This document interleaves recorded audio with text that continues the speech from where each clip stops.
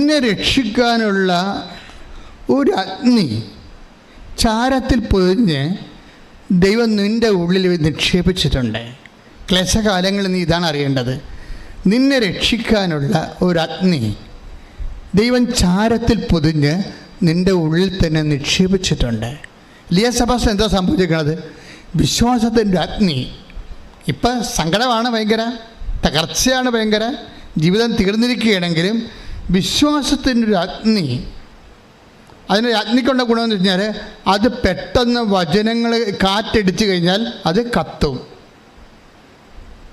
ഈ ചാരം മൂടിയ അഗ്നി, അവളുടെ വിശ്വാസത്തിൻ്റെ അഗ്നി, ഈ ഉടമ്പടി ധ്യാനത്തിൻ്റെ കാറ്റടിച്ചു കഴിഞ്ഞാൽ അപ്പോൾ ഈ ചാരം പറന്നു പോയിട്ട് ഈ സാധനം കത്തി പെട്ടെന്ന്. എന്താണ് പറഞ്ഞിരിക്കുന്നത്? നീ ക്രിസ്തുവിൻ്റെ മുമ്പിൽ മുട്ടുമടക്കിയാൽ പിന്നെ ആടെ മുമ്പിൽ മുട്ടുമടക്കേണ്ട ആവശ്യം വരുത്തിയില്ല. അത് ഞാൻ പോലും അറിയാതെ ഇവിടെ നിന്നുകൊണ്ട് കർത്താവ് പറയിപ്പിച്ചതാണ്. ആർക്കോ വേണ്ടി പറയിപ്പിക്കണാണിത്. ഈശോ ഉദ്ദേശിക്കുന്നുണ്ട് ആൾക്കാരെയൊക്കെ. തകർന്നരിപ്പണമായി സീറോ മൈനസായിരിക്കുന്ന ആൾക്കാരെ കർത്താവ് മനസ്സിൽ കാണുന്നുണ്ട്. ദൈവത്തിൻ്റെ സ്നേഹമാണ് ദൈവത്തിൻ്റെ വചനം. ശ്രദ്ധിക്കട്ടെ.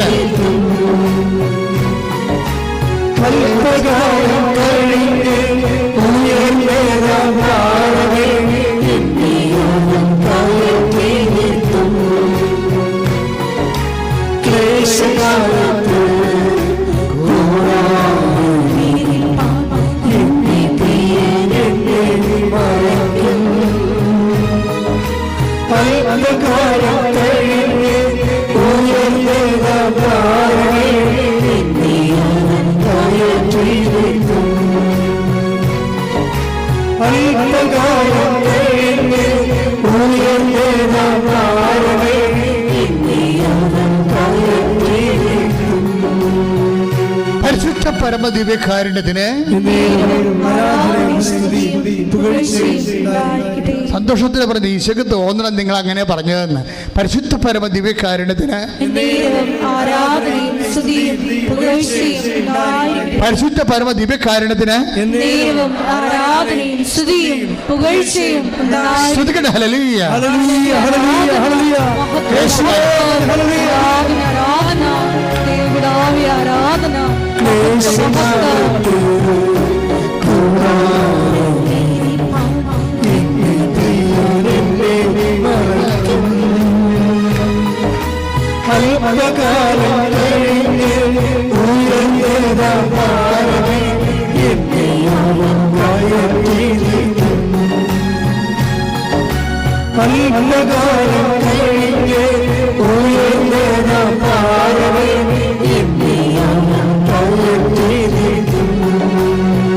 അത് മനോഹരമായൊരു സങ്കീർത്തനമാണ്. Take the word of God. നിന്റെ പാറമേൽ ഉയർത്തി ഞാൻ നിർത്തും.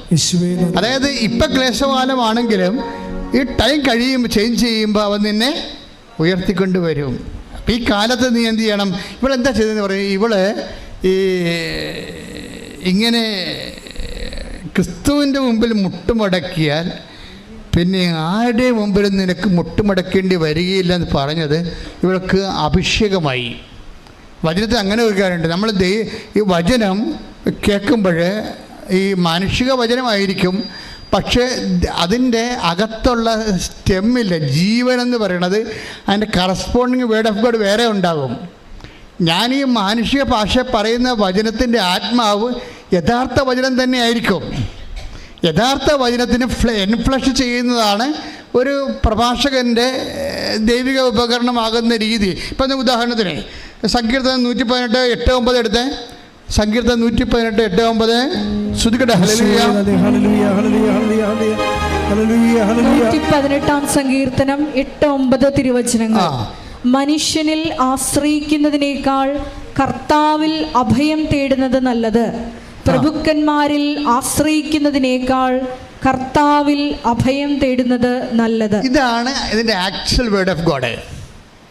ഇതിൻ്റെ തന്നെ അഭിഷേക സമയത്ത് ഇതാണ് ഇതിൻ്റെ സ്കെൽട്ടൺ എന്ന് പറയുന്നത്. അത് കറക്റ്റ് വേർഡ് ഓഫ് ഗോഡാണ്. എന്താണ്?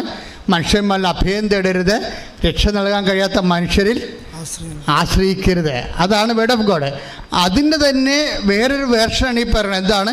നിങ്ങൾ ക്രിസ്തുവിൻ്റെ മുമ്പിൽ മുട്ടുമടക്കിയാൽ വേറെ ആരുടെ മുമ്പിൽ നിങ്ങൾക്ക് മുട്ടുമടക്കേണ്ടി വരത്തില്ല.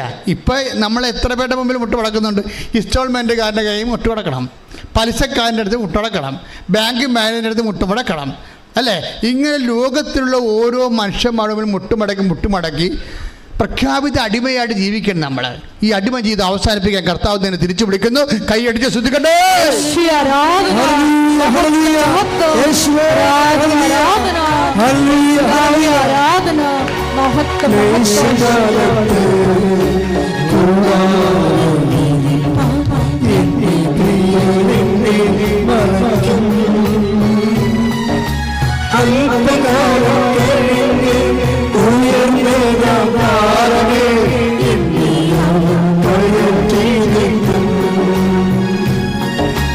അല്പകാലം